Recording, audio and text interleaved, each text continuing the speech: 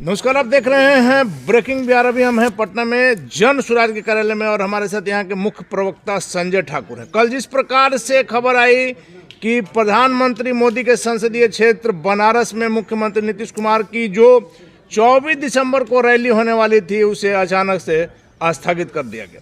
दोनों के अपने अपने दावे हैं। जहां बीजेपी ने कहा कि जदयू की रैली में जहां बिहार में भी नहीं जुटती है, सम्राट चौधरी का यह बयान है, तो बनारस में क्या जुटेगी, इसलिए जदयू ने अपनी रैली को खुद स्थगित कर दिया। आप क्या सोचते हैं संजय ठाकुर जी?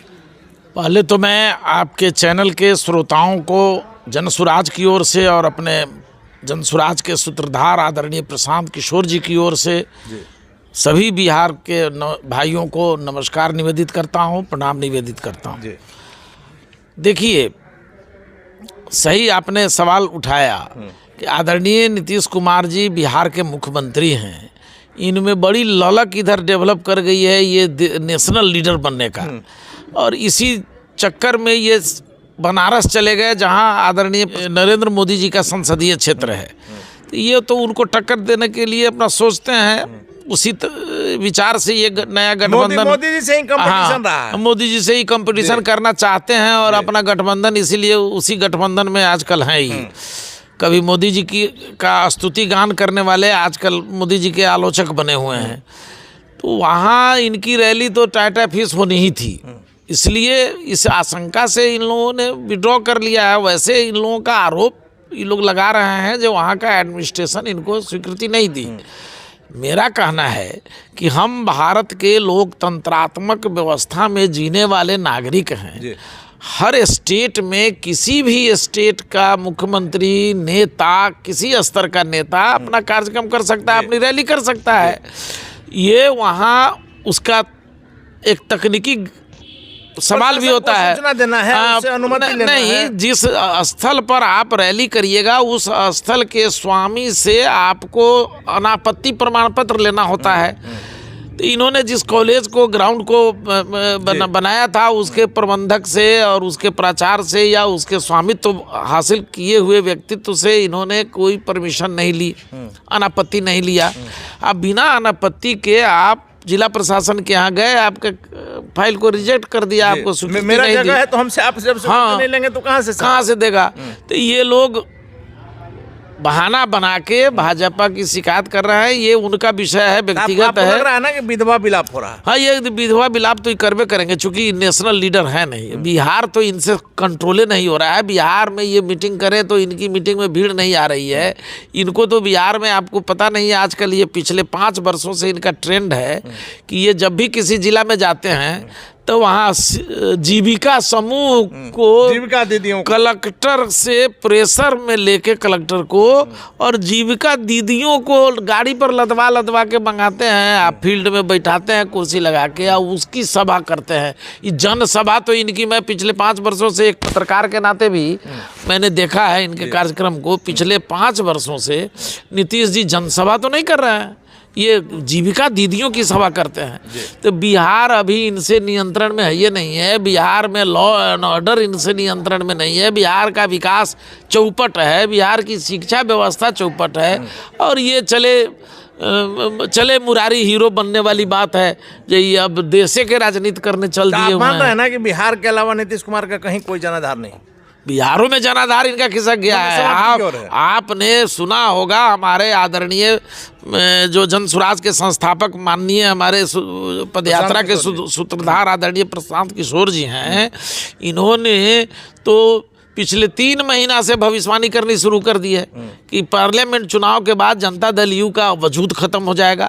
नंबर 1, उन्होंने तो यहाँ तक कहा कि 5 सीट भी नहीं है। पार्लियामेंट में 5 सीट तो बहुत हो गया, 3 से अधिक ही बढ़ जाएंगे तो इनको माना जाएगा कि ये विश्व विजेता है। विश्व विजेता है। हाँ, इनका आधार तो यहाँ वैसे ही खत्म हो गया। इसलिए खत्म हो रहा है आधार इनका भी जदयू का भी और भाजपा का भी आधार खत्म हो रहा है कि जब से आदरणीय प्रशांत किशोर जी की पदयात्रा शुरू है, जिस प्रकार से समर्थन मिल रहा है। हाँ, पिछले 15 महीनों से जो उनकी पदयात्रा चल रही है, और उस पदयात्रा में गांव गंवई में जैसे जैसे वो जा रहे हैं और जिस तरह से भीड़ उमड़ रही है, जात पात धर्म मजहब लिंग सब खत्म हो चुका है, और लोग एक तरफा दूसरा गांधी के रूप में आदरणीय प्रशांत किशोर जी का सम्मान करते दिख रहे हैं। भीड़ जुट रही है, महिलाओं की भीड़, छात्र छात्राओं की भीड़, युवाओं की भीड़, समाज के हर वर्ग के लोगों की भीड़। हाँ, कहीं कोई शक नहीं। तो इससे प्रशांत किशोर बिहार में बेहतर विकल्प दे पाएंगे? हम ताकतवर, मजबूत और बेहतर विकल्प बन चुके हैं, बनते जा रहे हैं। हाँ, ये एकदम 2024 में नहीं, हमारी तो योजना 2025 की है, लेकिन हम 24 तक। लेकिन प्रशांत किशोर का जो फैक्टर है वो काम करेगा 24 में। 24 में भी हमारा फैक्टर काम करेगा। और अभी तक तो 12 जिलों की पदयात्रा हो गई है। अभी वो 12वां जिला, और जिलों में भी हवाई पदयात्रा नहीं हुई, नहीं, एकदम जमीन पर। हम जमीन पर जा रहे हैं, हमारे नेता आदरणीय प्रशांत किशोर जी, और जिस तरह का सहयोग समर्थन उनको मिल रहा है, जिस तरह से गरीब गुरबा परेशान हाल है, और प्रशांत जी तो चिल्ला चिल्ला के पब्लिक को समझा रहे हैं कि आपने शिक्षा के नाम पर, अपने विकास के नाम पर, पलायन रोकने के नाम पर, हाँ, रोजगार के नाम पर, अपने बच्चों के भविष्य सुधारने के नाम पर कभी आपने वोटिंग नहीं किया।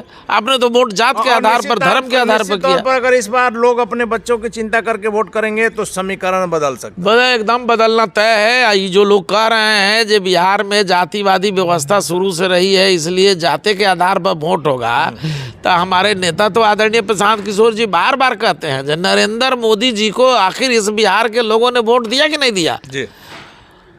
नरेंद्र मोदी जी का कौन जात यहाँ रहता है, उसकी संख्या कितनी है जी? कोई जात नहीं है। तो जात पात के सब स्थिति को तोड़ करके ही लोग नरेंद्र मोदी को वोट दिया था। विकास की बात करना है पिछले चुनाव में। संजय ठाकुर जी, आपने देखा होगा लगातार मुख्यमंत्री नीतीश कुमार हो, लालू प्रसाद यादव हो, अडानी पर हमलावर रहे हैं। आपने कल देखा जिस प्रकार से अडानी के यहाँ पर जो सीईओ आए थे, जिस प्रकार से मुख्यमंत्री के समक्ष बात हुई, 10 शहरों में अडानी ग्रुप निवेश करेगा, 10,000 युवाओं को रोजगार मिलेगा। अब क्या कहेंगे नीतीश कुमार?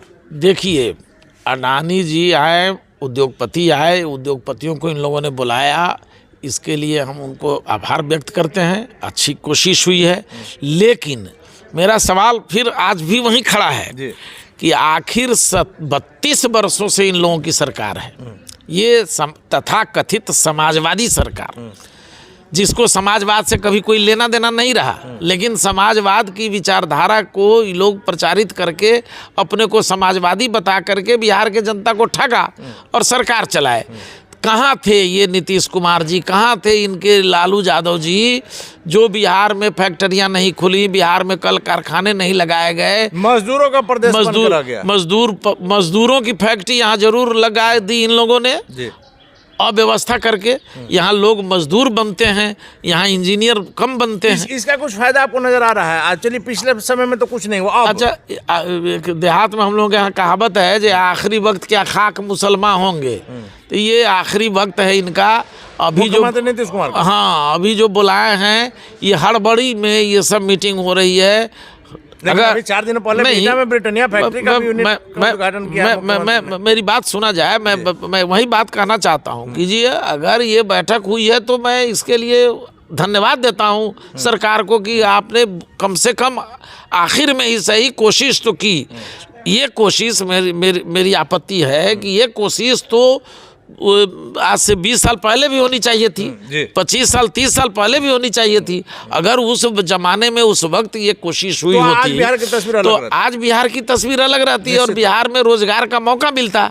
आज जो हमारे 2.5 करोड़ से ज़्यादा बिहारी देश के दूसरे प्रदेश में मजदूरी कर रहे हैं, रोजी रोटी के लिए छटपटा रहे हैं, बउआ रहे हैं, गालियां सुन रहे हैं, लोग वहाँ बिहारी कह के अपमानित कर रहा है, परिवार के लिए अपने सह रहे हैं। अभी डीएनए पर आपने सुना ही होगा जो तेलंगाना का मुख्यमंत्री कांग्रेस के नेता हैं, बिहारी डीएनए से 10 गुना अपने आगे कर रहे हैं। और हमारे इंडिया गठबंधन के मूल माने सूत्रधार है कांग्रेस पार्टी। जी, जी। और नीतीश कुमार जी एक बार जब प्रधानमंत्री जी नरेंद्र मोदी जी ने डीएनए का सवाल उठा दिया था बिहार में, तो इन्होंने नाखून कटवाया, बाल कटवाया और इसको बड़ा मुद्दा, राष्ट्रीय मुद्दा बनाने के फेरे में रहे। जो डीएनए, हमारे डीएनए को कैसे ललकार दिया है मोदी जी। आज इनके घर में बैठ के इनको, इनके डीएनए को गाली दिया, इनके जाति को गाली दिया, और कहा, किसी का मुंह से कोई शब्द नहीं निकलता। कहा इतना नहीं, वो रेवंती रेड्डी ने कहा जे एनसीआर कुर्मी है बिहार का और वहाँ से माइग्रेट होके आया है यहाँ, और यहाँ के बाद वो तब तेलंगाना में आया, वो माइग्रेटेड है, उसका डीएनए बिहार हमारे डीएनए से 10 गुना ज़्यादा कमज़ोर है। तो मुख्यमंत्री नीतीश कुमार जी उस डीएनए पर क्यों चुप हैं? क्यों चुप हैं? जब पूरे बिहारियों को गाली दी जा रही है तो ये चुप हैं। तेजस्वी जी चुप हैं, लालू यादव जी चुप हैं। तो क्यों नहीं यह कहा जाए कि हमारे तमाम बिहारियों को इन लोगों द्वारा ही गाली सुनवाया जा रहा है? नीतीश जी और तेजस्वी जी मिल के गाली दिलवा रहे हैं कांग्रेस के नेताओं से। अखिलेश बाबू यहाँ प्रदेश के कांग्रेस के अध्यक्ष हैं, सम्माननीय नेता हैं, क्यों नहीं अभी तक इस पर बयान दिए? कांग्रेस नहीं, मैं सोनिया गांधी जी से कहना चाहूँगा, मैं राहुल गांधी जी से कहना चाहूँगा कि भाई आप लगाम लगाइए अपने नेताओं को। इस तरह से बिहारियों के अपमान की बात होगी तो ऐसे ही आप भारत से विदा हो रहे हैं, और बिहार में भी जो कुछ भी थोड़ा सा बचा हुआ जनाधार आपके महागठबंधन का है, उस सब का सुपड़ा साफ हो जाएगा। इस तरह से बिहारियों को गाली, माफी मंगवा में। ठाकुर जी, मेरा आखिरी सवाल है कि जो बिहार बिजनेस कलेक्ट 2023 जो हुआ है, इसका आप क्या असर देख रहे हैं? फिर से झुंझुना है, लोगों को एक फिर से दिलासा है, या कुछ इसका असर हो सकता है? देखिए, मैं ईश्वर से प्रार्थना करूंगा कि ये जो सम्मेलन हुआ है, वो लोग जितना वादा किया है, जितना एग्रीमेंट किया है, इन्वेस्टमेंट करें बिहार में, उनका स्वागत है। और बिहार में इन्वेस्टमेंट की ज़रूरत है। हमारे आदरणीय प्रशांत किशोर जी चिल्ला के कह रहे हैं जो बिहार में कल कारखाने नहीं लगाए गए, नेताओं की इच्छा शक्ति नहीं रही गरीबों के उत्थान के लिए, जिस वजह से बेरोजगारी और पलायन है। तो अगर कंपनियां बैठती हैं तो मैं स्वागत करूंगा इसका, चूँकि हमारा ये डिमांड है। और मुझको लगता है कि आदरणीय प्रशांत किशोर जी जो 15 महीने से गांव-गांव घूम करके ये डिमांड कर रहे थे, शायद सीआईडी ने सारी जानकारी नीतीश जी को दे रखी है, इसलिए नीतीश जी, उसका असर है, आदरणीय प्रशांत किशोर जी के आह्वान का असर है, उनके अभियान का असर है कि ये उद्योगपतियों को बुलाए। लेकिन जिस अडानी को ये गाली, भर पेट गाली देते थे, जो प्रधानमंत्री का एजेंट है, प्रधानमंत्री के पॉकेट का खिलौना है, तो वो अडानी आज इनके यहाँ इन्वेस्ट करने आए हैं।